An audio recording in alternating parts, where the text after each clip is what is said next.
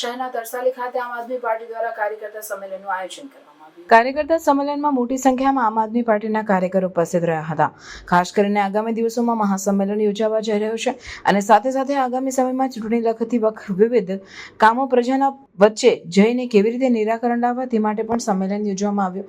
જ્યારે આ કાર્યક્રમમાં ખાસ કરીને માંજલપુર વિધાનસભાના પ્રભારી વિનય ચૌહાણ તથા હિતેશ પરમાર, મહામંત્રી શંભુ શંકર, પ્રેસિડેન્ટ માંજલપુર વિધાનસભા તથા આમ આદમી પાર્ટીના વિરેન રામી, લોકસભા પ્રમુખ આમ આદમી પાર્ટી ઉપસ્થિત રહ્યા હતા.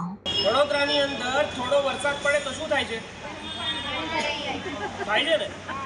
આજે સવારે વરસાદ પડે તો સૌને શું ચિંતા થાય છે? ઘરે પાણી ભરાઈ ગયું હશે, મારે જલ્દી જવું છે નોકરીવાળા. નમસ્કાર મીડિયા મિત્રોને સૌને વેલકમ છે. આજે આ એક કાર્યકર્તા સંમેલન રાખવામાં આવ્યો છે વોર્ડ નંબર 16 અને 17ની અંદર.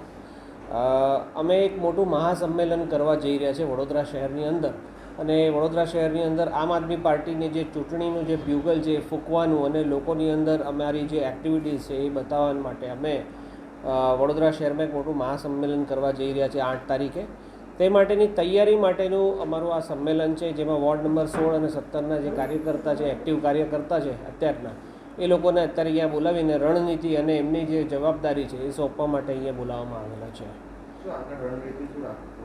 અમે રણનીતિમાં એમ છે કે જે ડિસેમ્બરમાં આવનારી જે ચૂંટણી છે એની અંદર દરેક માઇક્રો મેનેજમેન્ટ કરવા માટે અમે દરેક પેજ સુધી પદ અધિકારીઓની ચુનાવ કરવાના છે. એની અંદર પદ અધિકારીની નિમણૂક કરીને અને દરેક બૂથ વાઇઝ બૂથની એક કમિટી અને બૂથની કમિટીની સાથે સાથે પેજની કમિટી અને એની સાથે અમે દરેક વિસ્તારની અંદર નાની આવી એક સભાઓ કરવા જઈ રહ્યા છે, જેની ચર્ચાઓ અત્યારે રણનીતિ અમે અહીંયા ડિસ્કસ કરીશું.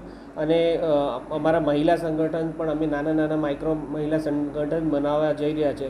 તો એના માટે પણ અહીંયા જે પદોની જે નિયુક્તિ કરવાની છે એના માટે ચર્ચા વિચારણા કરવાના છે.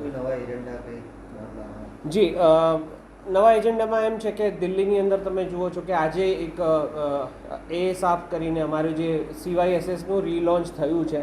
તો રીલોન્ચ થયું છે અને નવા વિચાર અને આચારની સાથે થયું છે. આમ આદમી પાર્ટી હંમેશા અલ્ટરનેટિવ પોલિટિક્સ માટે જાણીતી છે. તો અલ્ટરનેટિવ પોલિટિક્સની અંદર અમે વડોદરા શહેરની અંદર શું નવું આપવાનું અને શું હજી આપણે આની અંદર ઇમ્પ્રૂવ કરી શકીએ છીએ. અત્યારે સત્તામાં બેઠા છે 35 વર્ષથી. આ લોકો કોઈપણ જાતની બેસિક સુવિધાઓ પણ આપવા અસમર્થ છે.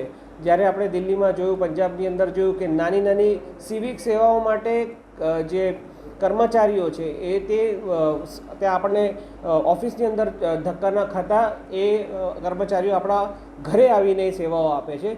એ ટાઈપની એ સેવાઓ આપણે કઈ સેવાઓમાં ઇમિડિયેટ આપી શકીએ. એ પછી જ્યારે આપણે ચૂંટણી જીતીને અમારી સરકાર બને છે તો અમે જે સિવિક સેવાઓની અંદર અમે શું ઇમ્પ્રુવમેન્ટ કરીશું અને સ્માર્ટ સિટી રીતે આવી રીતે એમણે જે બતાવ્યું હતું, અસલી સ્માર્ટ સિટી કોને કહેવાય એનો વિઝન અમે મૂકવાના છે વડોદરા શહેરની સામે. અને વડોદરા પૂર રહિત, વડોદરાની અંદર સૌથી મોટો મુદ્દો જે છે વિશ્વામિત્રીનું ડાયવર્ઝન, એ અમારો મુખ્ય મુદ્દો રહેવાનો છે આ વખતે. મારું નામ વિનય ચૌહાણ છે. હું માંજલપુર વિધાનસભાનો પ્રભારી છું આમ આદમી પાર્ટી.